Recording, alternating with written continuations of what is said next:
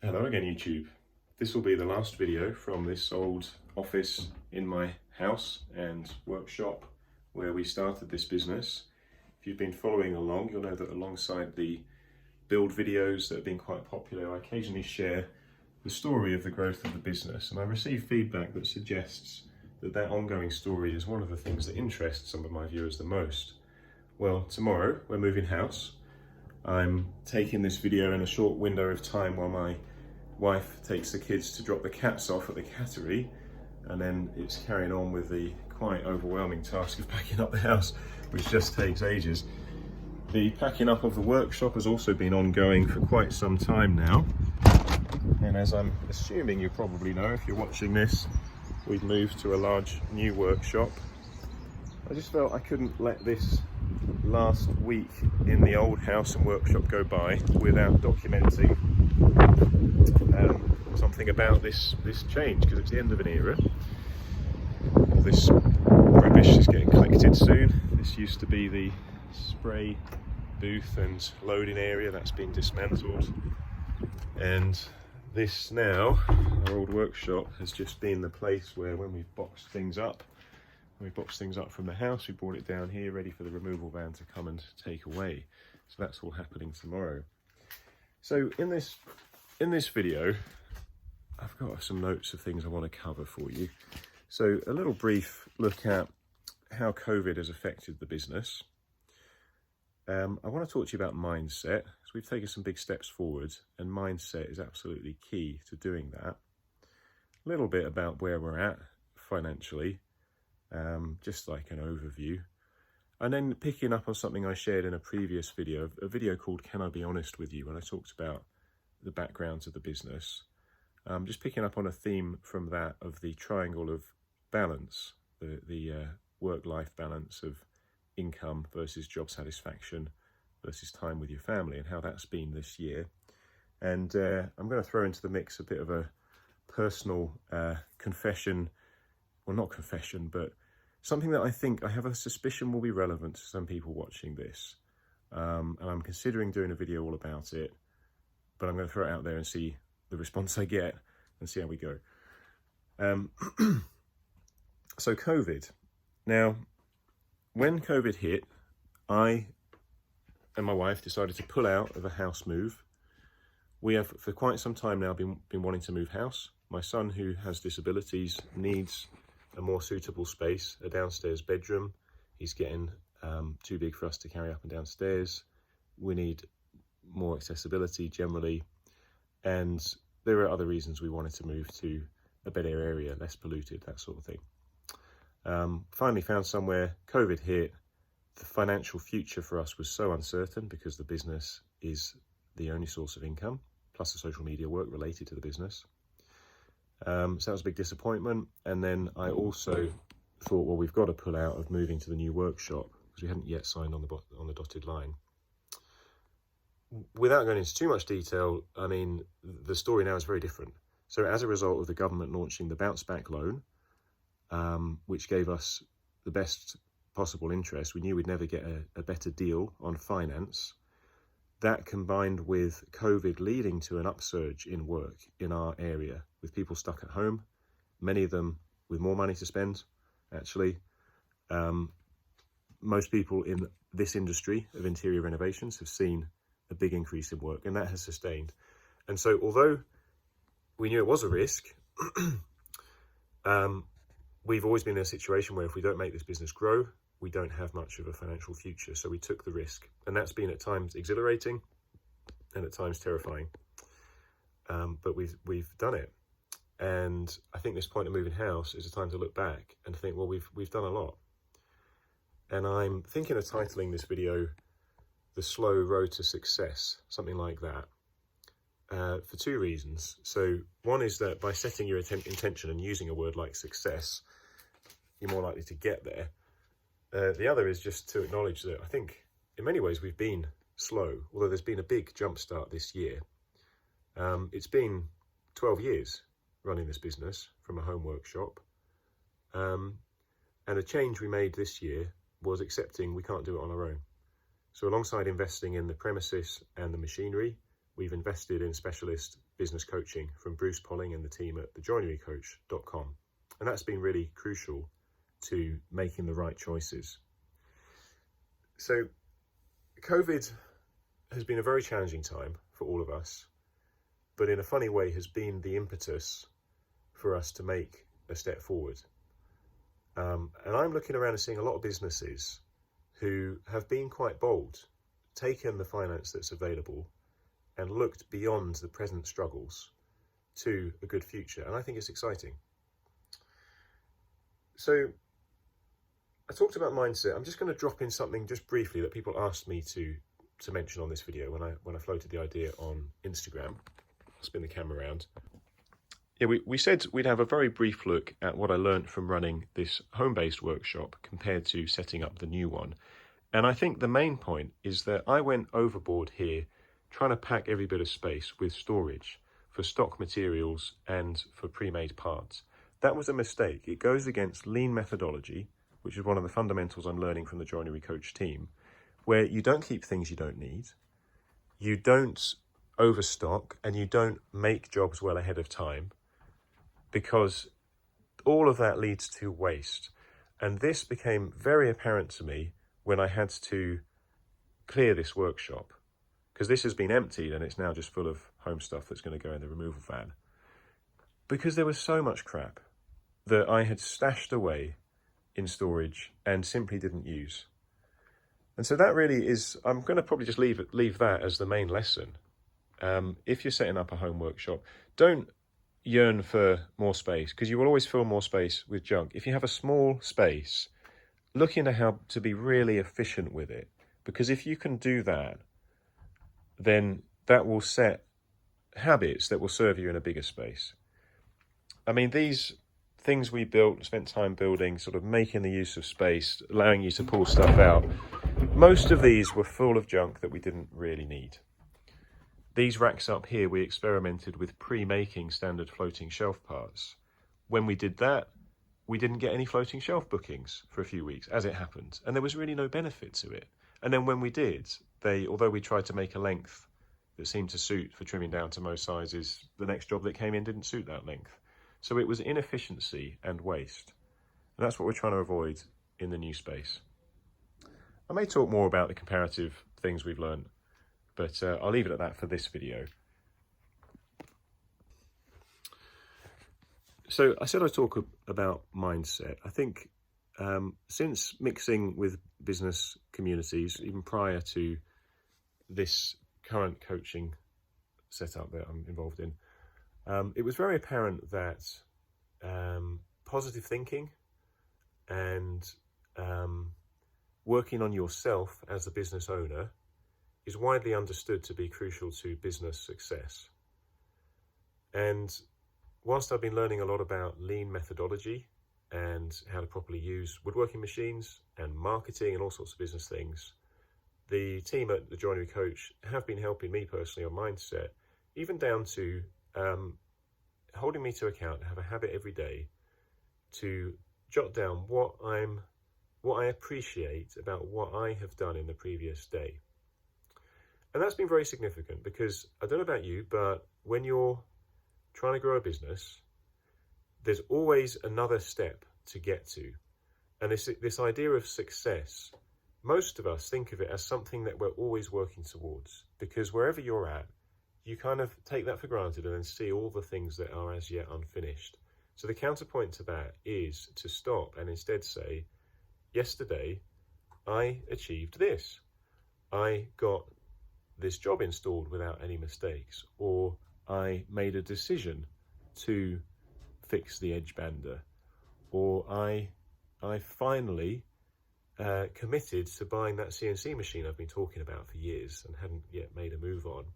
And as you daily make that habit, your mindset shifts from that intolerable weight of I'm not there yet, I'm not doing enough, to I am making steps every day and I can feel good about myself, and that's allowed. And that's going to be a positive force in the business, because me feeling that I'm doing things right is going to give me energy to keep moving forward. So that's been quite significant. And I think I would say to anybody looking at taking further steps forward, we know it goes without saying it's very hard to run a business, particularly with all the stresses and anxieties of the present time. You don't have to do it alone. There are some great coaches out there. Now they cost money, but it's an investment as much as a piece of machinery or anything. Knowledge, I would say, and good mindset is probably the most productive investment. But even if you don't do that, you've got communities of other woodworkers and business owners on Instagram and elsewhere, but I often really push Instagram because there's a very active community that's easy to engage with and learn from. So you don't need to do it alone. And this has been a key realization for me over the years, which I suppose you could say has come to a head this year in just recent months when I've finally had a diagnosis of Asperger's. Now, I've been looking into something for some time. It started when my brother-in-law in America, who's a psychiatrist, said, I think you've got ADD. This was years ago when I first met him. And I said, that's ridiculous. That is one of those American overdiagnosed things that you don't need to go labeling people, we're all different. But it stuck in my head. And because I said to him at the time, why did you say that? And he said, you're really distractible. You'll be doing one thing and then your mind will flit off to something else. And none of this was negatively critical because he also has it and he understands it. I say also, that led me to a process of investigation, for a time sort of poo-pooing the whole idea. And then things he'd said about it, I'd step back and say, oh, I do seem to be wired in a way that doesn't seem entirely normal. And I'll be getting feedback from my team, even my very first apprentice. He'd be like, you're doing one thing and then you've forgotten it a minute later and you're doing something else. And I became increasingly aware of this sort of thing and wanted to get it looked into. And long story short, it would appear that I have Asperger's, which is high-functioning autism, which is quite humbling. I'm tempted to say humiliating to be told and to share. And I share it because as I understand it more, I think there are traits to it which are exactly what has made me well suited to detailed finished joinery. A detail orientation, a task focus, an ability to get lost in, you could say obsessed, in a certain area. One of the traits of Asperger's is a sort of restriction of interests. People with Asperger's tend to go very deep into a certain field. And they also tend to struggle socially. I think for a long period, I saw people with Asperger's or autism or something like that as, other people over there. I was on the other side of the fence. And it's been a bit of a shock to be put in that category, but I think healthily humbling, because I used to think that people with these conditions are somehow emotionally cut off. I used to think there's things they just don't understand. To realise that I apparently am and always have been in that category, and to know that I feel deeply and I do connect with people socially in my own way. There's not exactly a deficit there, but there is a disconnect often in how I interact with people. But I've always sort of looked at things I do that are socially awkward and think, oh, why did I do that? And felt that kind of awareness of there being an issue meant I couldn't be one of these people, that presumably was unaware. But in fact, the way this the guy from the NHS who finally diagnosed me, the way he explained it is people with Asperger's tend to be very, it does tend to come with reasonably high intelligence, a certain amount of self-awareness, but there is a disconnect where you just know that you struggle. And it's like where some people just intuitively respond socially or empathetically. For someone with Asperger's, you do feel for a person, you do want to connect with them, but it's like it takes a whole load of brain power to respond in the right way. It's like it's a puzzle, because it's like there's this kind of disconnect of what just comes naturally socially to other people. There's a lot more to it than that, and I'm probably doing a poor job of summarising what it is. But as I'm learning more, it is making sense of things. And I'm saying all this under the sort of heading of mindset and knowing that you don't have to do it alone. I feel it's important that I share this because I know a lot of people watch my content who are on this kind of business journey. And I am sure that there are a lot of people in this line of detailed finished joinery work who have tendencies towards excessive focus on detail, perfectionism, task focus. And we're all unique, and if we have diagnosable conditions, which we don't have to have, you know, we're just unique, they could be across the whole spectrum. But for those that things I'm saying resonate with, I just feel like it's important that I share this and say it's not entirely a negative. In fact, managed properly, it's a huge positive. So it's helped me accept that there are things that I simply don't do well, and it's okay to say, yes, I really struggle with management. I mean, I have days when I have a total brain fog and I just feel like I can't function, and I defer to my team then. So Brady is constantly producing, making a spray, and I absolutely rely on him. My wife takes a lot of the burden of the general overview of things, which I really, really struggle with. And that might come as a surprise to some people because I get feedback that people think I'm very organised. The extent to which I'm organised, I think, has always been a coping mechanism because I don't trust my own ability to stay focused or to manage things. So that's actually been the driver of me for years now trying to implement systems where something exists on a spreadsheet or on a piece of paper, because I've always known that I've really struggled to hold it in my head.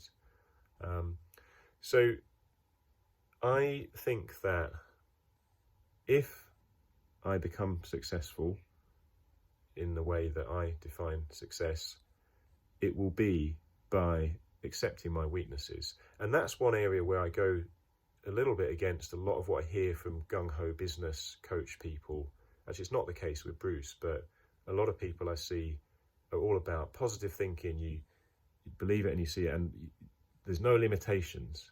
And I think for some people, like your alpha male types, that works. You're driven people. For me, I've actually found it more fruitful to accept where I'm limited, but focus on where that's a strength. Like if I can be the guy doing the detailed design with minimal distractions of general management, I can really do that well.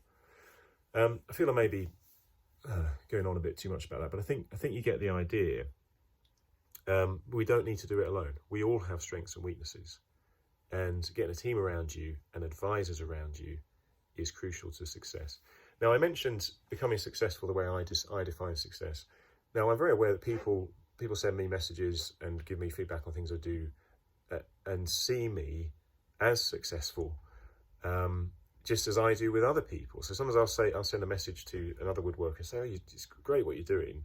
You know, you've got this working, you've got that working. And more often than not, they message back and say, oh, well, actually, you know, it's not going quite as well as it looks, and there's this big struggle we're having. And success, for me, I think comes down to balance, actually. I think we're always going to be on a path, and that's good. If you're a business owner, you're always looking to what you can do next. You sort of need to be that way. But if you can learn to also appreciate where you're at and how far you've come, that's going to balance that tendency to negativity. And then balance, it's the triangle I shared in a previous video, the life balance of, on the 3 points of the triangle, you've got your job satisfaction, you've got your financial rewards, and you've got time with your family, a personal life balance. For me, success, I think, would be getting those things in balance. So my income is good, so I don't have worries there.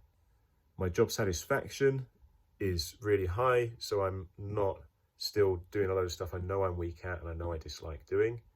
And I'm able to manage all those things with time with my family. And so I'm not there yet because this year has been very intense on a lot of fronts. We've been stretched financially, we've been stretched on time. But I'm embracing that as a process towards getting to where I need to be, which is risky because a lot of people have this vague idea of where they want to be, which often is a little overly money focused because it feels like money is the driver of all those other things. And people just get decades down the line and maybe even have what everyone else would say is a successful business, doing financially well, but they're miserable. Perhaps they've had a divorce in the meantime, or they just don't enjoy life and they're in a role that they don't enjoy. So I've never been under any illusions that this is a difficult balance to strike. And again, it brings me back to, you can't do it alone, and having good advice on how to make it happen is essential. I think this year for us has been a period of digging in, digging deep, and living well beyond our comfort zones as a team. But I have genuine hope that it's going to lead to the sort of freedom that is what I've always been aiming for, and is what the name Freebird is about. Freedom for us as a family, for staff, and the freedom that our work brings to customers by creating a good living space with everything organised. Now, I said I'd mention financials. So we've been really stretched financially. We've been taking on liabilities of the loan, etc. The thing that has kept us going has been the social media work. So we get a bit of income from YouTube ads. We get more income from the member site, buymeacoffee.com/freebird. So a big thank you to those that have signed up there, that have followed the journey, because I've been sharing in a lot of detail the whole journey of setting up the workshop, and a few videos like this, just checking in over there on the member site, as well as more build videos and downloadable documents. So financially, we've been getting by really in a way that wouldn't have been possible without the member site. So often when I share stuff, I'm thinking, well, how can this relate to people watching it that want to set up a joinery business? All of our situation is different, and I would recommend having an extra source of income if you're going to do something like this. I would really recommend for your mental health to make sure you have another source of income in the household if you're going to make this kind of step, but it's different for everybody.